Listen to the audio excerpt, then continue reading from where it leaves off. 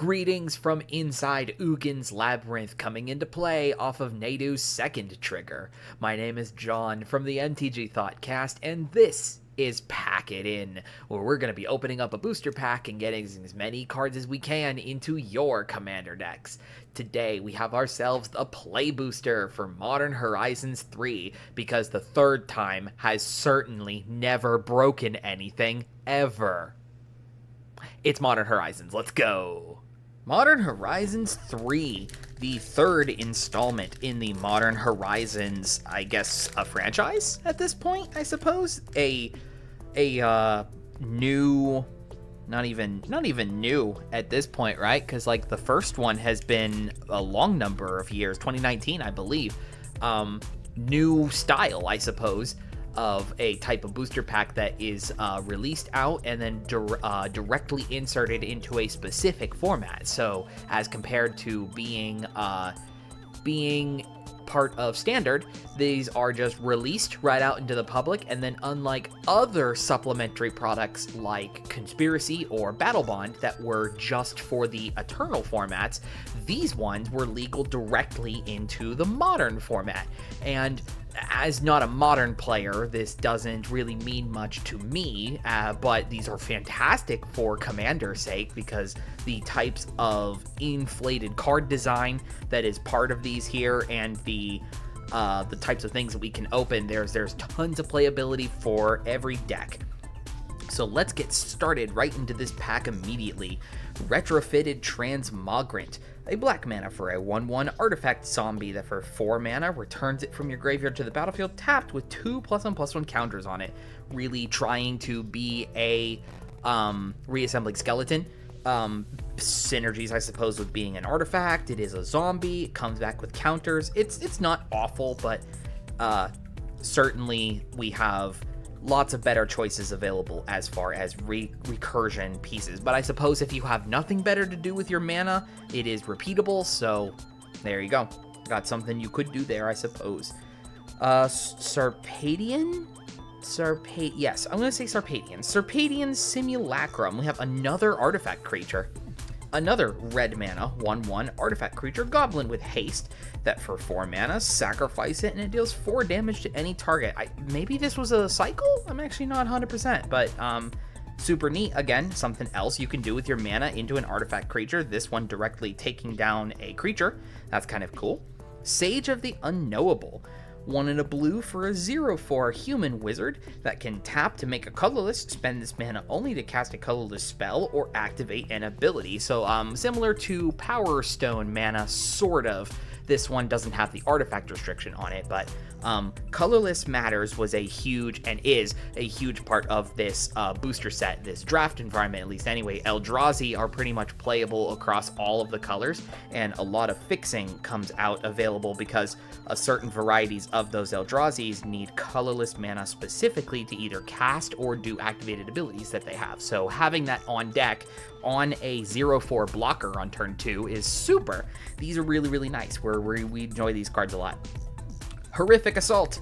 A green mana for a sorcery. Target creature you control deals damage equal to its power to target creature or planeswalker you don't control. And if you control an Eldrazi, you gain 3 life. These are neat. Fighting, hunting down, or not hunt down, prey upon, fight sort of related things. I don't know what the proper term is we've come to these kinds of ones that just do damage out and don't receive back to your creature that you control. Fighting has always been the one that the creatures deal damage to each other. I guess punch, I think these ones are kind of referred to. Yeah, it's really neat. If you've got something big and you need something taken out of your way without the worry of yours dying on the crackback, these are super handy. Eviscerator's Insight. I don't know why I struggled to read that word. I know what an eviscerator is. 1 and a black for an instant. As an additional cost to cast this spell, sacrifice an artifact or a creature, draw 2 cards, and it has flashback for 4 and a black. So this is Altar's Reap. That also allows you to eat an artifact if you have that on hand. and you can do it again for a higher mana cost. It's flexible for instant speed as well. These kind of things are useful if you have something that is going to be dying anyways. You might as well turn it into card advantage. We have these kinds of effects at 1 mana though, but I suppose the flashback is something worth considering for a spell like this. Expel the Unworthy. 1 and a white for a sorcery that has Kicker for 2 and a white. Choose target creature with mana value 3 or less. If this spell was kicked, instead you choose a target creature. Exile the chosen creature, then its controller gains life equal to its mana value. So, a play on Path to Exile, really, or I guess more like along the lines of Swords to Plowshares, that it has a specific parameter. I mean, here's the thing with Kicker, is we've gone on this before about one of the last times that we opened a pack that had Kicker available in it. Kicker is just always able to be like a huge blowout, right? This spell, to be able to target anything, and they still gain the life back for the creature that you exile. That's the thing. This is not a very good card, all things considered. But 2, 3, 5 mana in to exile a creature? Nah, we're not a fan of that. Not a good one. Sneaky Snacker. Blue-black for a 2/1 fairy rogue with flying that when you draw your 3rd card in a turn, you can return it from your graveyard to the battlefield tapped. I've seen this floating around as far as like draft and limited is concerned, and like I don't know what this card wants from you, because it's like it wants you to be doing 3 card draw and then recurs itself back into the battlefield, but it can't get to the graveyard any other way outside of sacrificing it like from other card effects or in combat or something like that. And like I don't know, this is not Baleful Strix. That's the biggest key that I'm getting there. Like I'm not sure how you're supposed to use a card like that, but people say that it's decent for limited play, I suppose. And if you need yourself a fairy that can keep coming back from the graveyard, cool, here she is. Reiterating Bolt, our first card with energy on it. 1 and a red for a sorcery, and it has Replicate of paying 3 energy. When you cast a spell, you can copy it for each time you pay the Replicate cost, and you can choose new targets for the copies. And the spell deals 3 damage to target creature or planeswalker. A play on Lightning Strike, that if you have energy kicking around, you can continue to go zap, zap, zap, zap. I'm sure there's better things to be doing if you have enough of a reservoir of energy sitting around. Well, I guess, if you need to make some energy, here you go. Is it Generatorium? Generator, this thing. Goodness me. This is one of the things I hate about these sort of like supplementary products, is because they can pull from everywhere. They've got the capability of creating and crafting some of these fantastic cards from across the multiverse, and that means all the ridiculous names all at once. I've tried this one more time. Generatorium. Nope. Blue-red for an artifact. If you would get 1 or more energy, you get that many +1 instead. And it taps, draw a card, activate only if you've paid or lost 4 or more energy this turn. This is super neat. I mean, I'm not a huge fan of energy. It's a cool gameplay mechanic that give yourself a sort of like a 5th resource outside of your mana. And red-blue especially has always been some of the strongest colors that energy plays around in. So if you're already doing the energy counters thing, this card is absolutely perfect for what you're trying to do. Every instance of you gaining an energy, you just get 1 more for free. Why not? And like this compounds super well on the game effects that like are one-time triggers, like in this set alone is Guide of Souls. Anytime you would have a creature come in off of Guide of Souls, you get 2 energy each because it tracks each trigger of gaining an energy. It's a very cool card. I very much like that one. Speaking of cool cards, Suppression Ray. 3 and then 2 hybrids of Azorius mana, so white-blue or white-blue. A sorcery. Tap all creatures target player controls. You may pay X energy. Then choose up to X creatures tapped this way and put a stun counter on each of them. Creatures with stun counters mean that if the creature would untap, a stun counter is removed instead. So again, another play that allows you to use your energy in a fun and interesting manner. And the best part about this card, though, is that it is a modal double face card. So you can have it be the sorcery on its front side, or if you need it to be a white-blue tapped land on the back side, you could do that.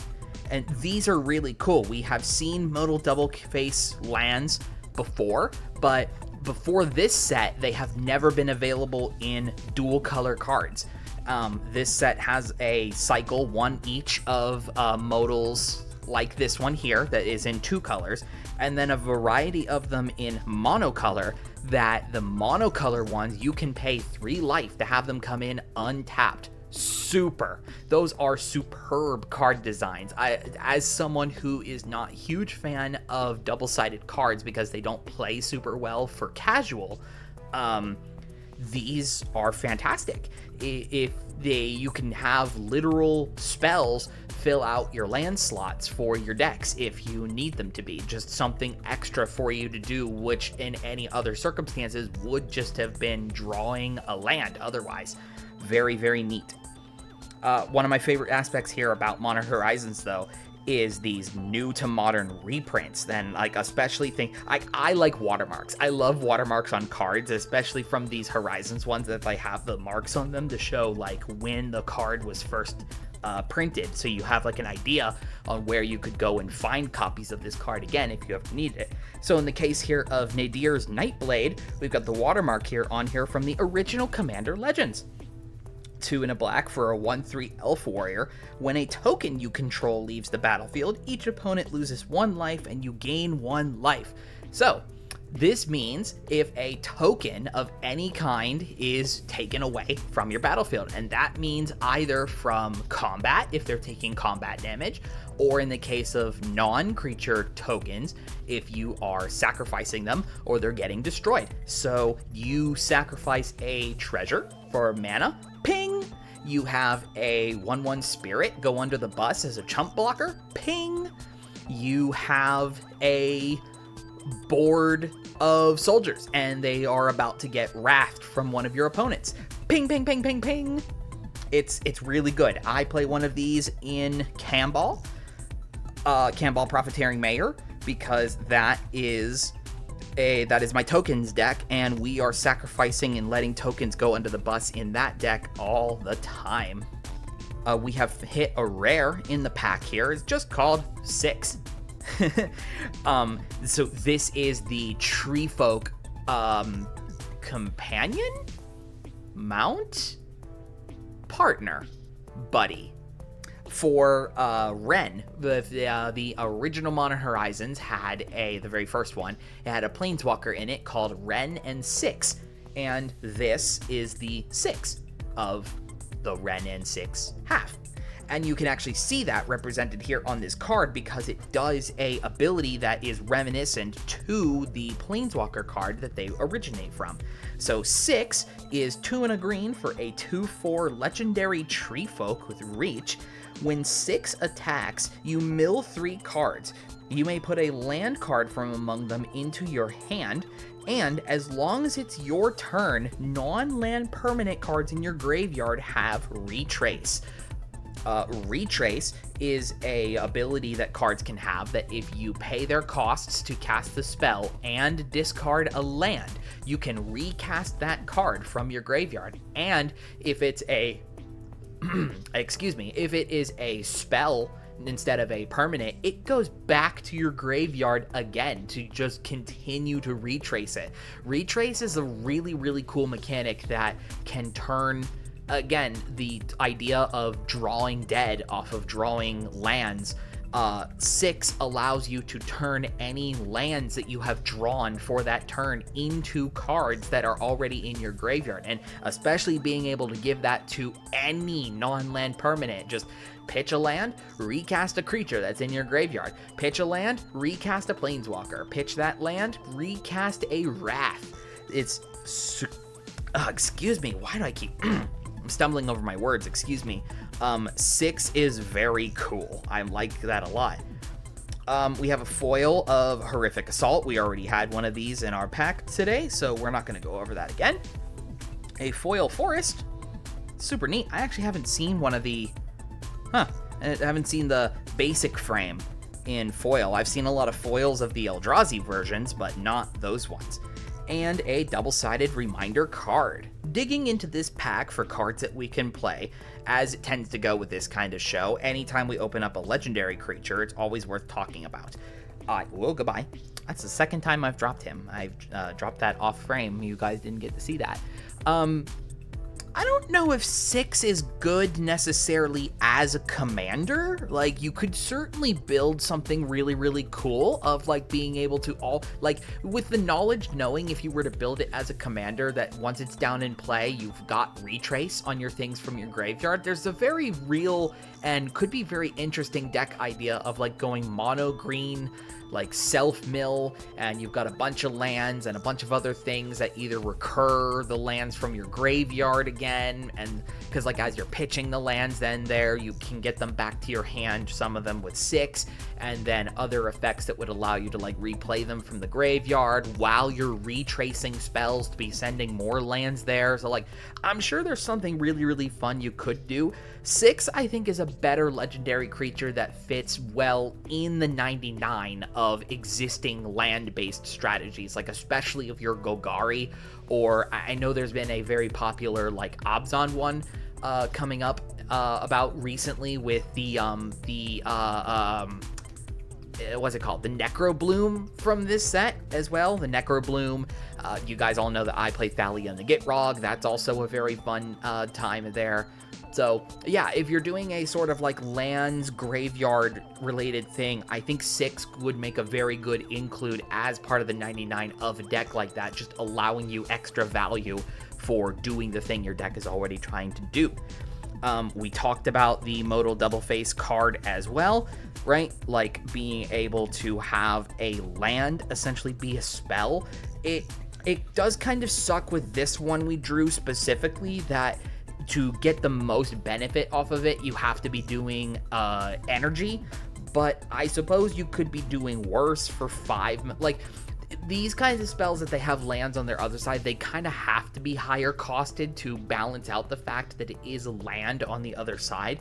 So a 5-mana sleep is still 5-mana sleep. It's not dreadful, but if you needed just to fill out a land that you were playing in your deck anyway, for if you were interested in throwing it as a spell, here you go.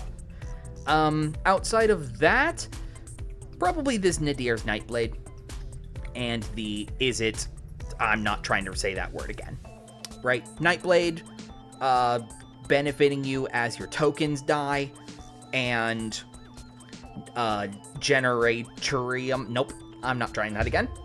This guy that gives you extra energies as you cast things that need to create you energies. I suppose that was almost a word. What I'm trying to get out here is that if you're playing energy and you're in these colors here, this card is fantastic if you're not already playing it. I actually know this card came in the deck from Modern Horizons 3, the creative energy Jeskai deck with Satya. This card was already included in that deck, so if you bought that deck, you might already have this card ready to go. But if you're looking to build energy from the ground up, this one is a fantastic piece to have. And that has been our booster pack for today. Thank you so much for coming along on this with me. I really do enjoy opening these for you, and I hope you've found some fantastic pieces for your commander decks.